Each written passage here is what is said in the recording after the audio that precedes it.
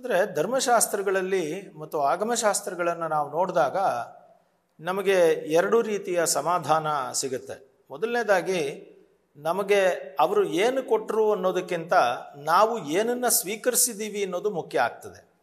ನಾವೇನು ಮಾಡ್ತೀವಿ, ಪರಮ ಶ್ರದ್ಧಾಳುಗಳು ಹಿಂದೂಗಳು ಅಂತ ಆಗಲೇ ಹೇಳಿದೆ, ಶ್ರದ್ಧೆಯನ್ನೇ ನಾವು ಬೀಜವನ್ನಾಗಿ ಹೊಂದಿರೋದು ಅಂತ ಹೇಳಿದೆ.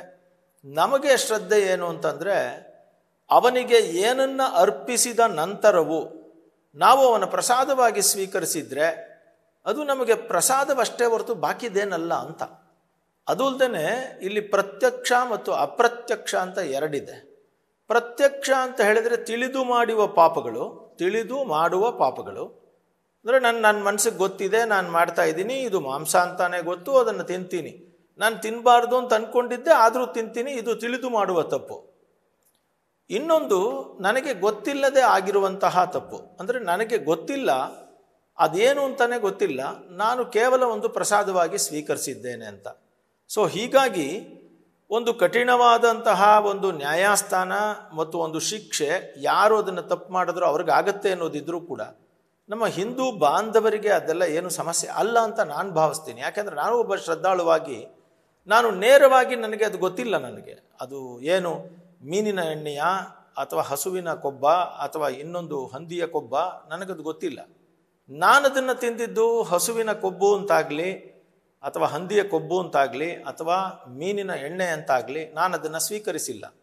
ನಾನದನ್ನು ಸ್ವೀಕರಿಸಿದ್ದು ತಿರುಪತಿಯ ತಿಮ್ಮಪ್ಪನ ಪ್ರಸಾದ ಅಂತ. ಸೊ ಹಾಗಾಗಿ ತಿರುಪತಿಯ ತಿಮ್ಮಪ್ಪನ ಪ್ರಸಾದವನ್ನು ನಾನು ಸ್ವೀಕರಿಸಿದ್ದೀನಿ ಅನ್ನೋ ಭಾವ ಇದ್ದಾಗ ನಾನು ತಪ್ಪು ಮಾಡಿದ್ದೀನಿ ಅನ್ನೋದು ಬರೋದೇ ಇಲ್ಲ. ಯಾಕೆಂದರೆ ತಿಳಿಯದೆ ಮಾಡಿದ ಯಾವ ಪಾಪವೂ ಪಾಪವಲ್ಲ, ಇದು ಪ್ರಮುಖವಾದದ್ದು. ಒಂದು ವೇಳೆ ಹಾಗೆ ನಾನು ಪಾಪವನ್ನೇ ಮಾಡಿದ್ದೇನೆ ಅನ್ನೋದಾದರೂ ಕೂಡ ಹಿಂದೂ ಧರ್ಮದಲ್ಲಿ ಒಂದು ಪ್ರಮುಖವಾದ ವಿಚಾರ ಹೇಳಿದೆ, ಅದೇ ಪಂಚಗವ್ಯ. ಪಂಚಗವ್ಯ ಅಂತಂದರೆ ಯತ್ವಗಸ್ತಿ ಕೃತಂ ಪಾಪಂ ದೇಹೆ ತಿಷ್ಠತಿ ಮಾಮಕೆ ಪ್ರಾಶನಂ ಪಂಚಗವ್ಯಸ್ಯ ದಹತು ಅಗ್ನಿರಿವ ಇಂಧನಂ ಅಂತ ಹೇಳ್ತಾರೆ. ಅಂದರೆ ಗೋವಿನ 5 ವಿಚಾರಗಳು, ಅಂದರೆ ಗೋವಿನ ಗವ್ಯಗಳು ಅಂತ ಕರಿತೀವಿ.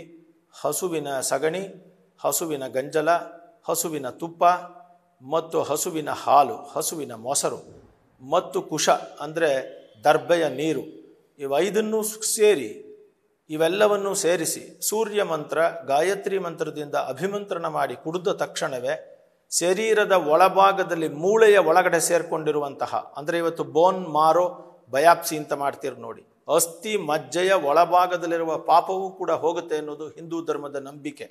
ಸೊ ಹಾಗಾಗಿ ನಾವೆಲ್ಲರೂ ಆವಾಗ ಒಳ್ಳೆಯ ಕೆಲಸಗಳನ್ನು ಮಾಡುವಾಗ ನಾವು ಪಂಚಗವ್ಯಗಳನ್ನು ಸ್ವೀಕರಿಸ್ತೀವಿ. ದೇವಾಲಯದ ಪುಣ್ಯಗಳಲ್ಲಿ ಕೂಡ ನಾವು ಪಂಚಗವ್ಯವನ್ನು ಮಾಡ್ತೀವಿ. ಹಾಗಾಗಿ ಶ್ರದ್ಧಾವಂತ ಹಿಂದೂ ಶ್ರದ್ಧಾಳುಗಳು ಈ ಪಂಚಗವ್ಯವನ್ನು ಮಾಡಿಕೊಂಡು ಎಲ್ಲರ ಮನೆಯಲ್ಲಿಯೂ ಸಿಗುತ್ತೆ, ಎಲ್ಲ ಕಡೆಯೂ ಸಿಗುತ್ತೆ. ಆ ರೀತಿ ಪಾಪದ ಭೀತಿ ಅಥವಾ ನಮಗೆ ದೋಷವಾಗಿದೆ ಅಂತ ಭಾವಿಸೋರು ಆ ಪಂಚಗವ್ಯವನ್ನು ಕುಡಿಬಹುದು. ನಾನು ಇದೊಂದು ಯೋಚನೆಯನ್ನು ಮಾಡಿದ್ದೆ, ಏನಂತಂದರೆ ನ್ಯೂಸ್ ಫಸ್ಟ್ ಮೂಲಕ ಒಂದು ಅಭಿಯಾನವನ್ನು ಮಾಡಿ ಯಾರೆಲ್ಲ ಇದನ್ನು ಇಷ್ಟಪಡ್ತಾರೋ ಅವರೆಲ್ಲರಿಗೂ ಕೂಡ ಸಾಮೂಹಿಕ ಪಂಚಗವ್ಯ ಅಭಿಯಾನ ಯೋಜನೆಯನ್ನು ಒಂದು ಶನಿವಾರ ಅವರವರಿರುವ ಜಾಗದಲ್ಲಿಯೇ ಆ ಟಿವಿಯ ಮೂಲಕ ಕೂಡ ಅದನ್ನು ಹೇಗೆ ಮಾಡಬಹುದು ಅಂತ ಹೇಳ್ತಾ ಎಲ್ಲರೂ ಸ್ವೀಕರಿಸಬಹುದು ಬೇಕಾದರೆ ಅನ್ನೋದು ನನ್ನ ಅಭಿಪ್ರಾಯ. ಇದು ನನ್ನ ವೈಯಕ್ತಿಕವಾದಂತಹ ಒಂದು ಕರೆ, ಇದನ್ನು ಜನ ಇಷ್ಟಪಟ್ಟರೆ ಮಾಡ್ಬೋದು. ನಂಬರ್ 2, ಇದಕ್ಕೊಂದು ಐತಿಹಾಸಿಕ ವಿಚಾರವನ್ನು ಕೂಡ ನಿಮಗೆ ಹೇಳಬೇಕು. ನಮ್ಮ ಮೈಸೂರಿನ ರಾಜ ಒಡೆಯರವರು ಒಬ್ಬ ಮಹಾನ್ ರಾಜರಾಗಿದ್ದರು. ಇಲ್ಲಿ ಅವರಿಗೆ ಏನಾಯಿತು, ಕಾರುಗಳ್ಳಿಯ ಒಬ್ಬ ಪಾಳೆಗಾರ ಆ ರಾಜ ಒಡೆಯರನ್ನ ಮುಗಿಸ್ಬೇಕು ಅಂತ ಹೇಳಿ ಮೈಸೂರಿನ ಲಕ್ಷ್ಮೀ ರಮಣ ದೇವಾಲಯದಲ್ಲಿ ಅರ್ಚಕನ ಮೂಲಕ ತೀರ್ಥದ ಬದಲಿಗೆ ವಿಷವನ್ನು ಕೊಟ್ಟರು. ರಾಜ ಒಡೆಯರು ಬಂದರು, ದೇವಸ್ಥಾನಕ್ಕೆ ತೀರ್ಥದ ಬದಲಾಗಿ ವಿಷವನ್ನು ಕೊಡಲಾಯಿತು. ಆದರೆ ರಾಜ ಒಡೆಯರವರು ಅದನ್ನು ಕುಡಿಯುವಾಗ ಅರ್ಚಕ ಹೆದರ್ಕೊಂಡ್ಬಿಟ್ಟ. ಯಾಕೆಂದರೆ ಕೊಟ್ಟ ತೀರ್ಥ ಎಲ್ಲಾದರೂ ಕುಡಿದು ಅವರು ಸತ್ತೋದ್ರೆ ತನ್ನಗೇನು ಮಾಡಿಬಿಡ್ತಾರೋ ಅಂತ ಭಯ ಬಂದ್ಬಿಡ್ತು, ಕಣ್ಣಲ್ಲಿ ನೀರು ಬಂತು, ಭಯ ಬಂದ್ಬಿಡ್ತು.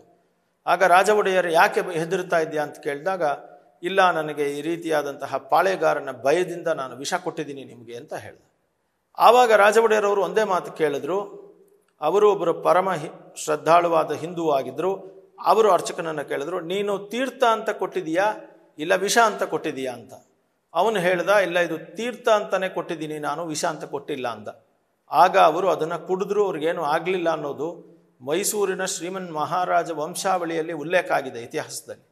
ಸೊ ಹಾಗಾಗಿ ನಮ್ಮ ಶ್ರದ್ಧೆಯ ಹಿಂದೂ ಬಾಂಧವರಿಗೆ ನನ್ನ ಒಂದು ಮನವಿ ಅಥವಾ ಕಿವಿಮಾತು ಏನಂತಂದರೆ, ನಾವು ಅದನ್ನು ಸ್ವೀಕರಿಸಿರೋದು ಆ ಪರಮ ಶ್ರದ್ಧೆಯಿಂದ ತಿರುಪತಿ ತಿಮ್ಮಪ್ಪನ ಪ್ರಸಾದ ಅಂತಲೇ ಹೊರತು ನಾವು ಬೇರೆ ರೀತಿಯಲ್ಲಿ ಸ್ವೀಕರಿಸಿಲ್ಲ. ಬೇರೆ ರೀತಿಯಲ್ಲಿ ಸ್ವೀಕರಿಸಿದರೆ ಬೇರೆ ವಿಚಾರವನ್ನು ಮಾಡ್ಬೋದಾಗಿತ್ತು. ಸೊ ಹಾಗಾಗಿ ತುಂಬ ಧೃತಿಗೆಡಬೇಡಿ, ಆಮೇಲೆ ಏನು ಧೈರ್ಯವನ್ನು ಕೆಡಬೇಡಿ, ನಾವು ಕೆಟ್ಟು ಹೋದ್ವಿ ಅಂತ ಭಾವಿಸ್ಬೇಡಿ. ಅದರ ಬದಲು ನಮ್ಮ ಶ್ರದ್ಧೆ ಇದೆ ಅಂತ ಜಾಸ್ತಿ ತೋರಿಸಿ ಮತ್ತು ತಿರುಪತಿಯಲ್ಲಿ ಇನ್ನು ಮುಂದೆ ಈ ರೀತಿಯಾಗಿ ಅಪಚಾರ ನಡೀದೇ ಇರುವಂತಹ ಒಂದು ಬುದ್ಧಿಯನ್ನು ಅಲ್ಲಿನ ಸರ್ಕಾರಿಗಳಿಗೆ ಕಲಿಸಿ ಅನ್ನೋದು ನನ್ನ ಪ್ರಾರ್ಥನೆ. ನ್ಯೂಸ್ ಫಸ್ಟ್ ನಿರ್ಭೀತಿಯಿಂದ ನಿಮ್ಮ ಪರವಾಗಿ.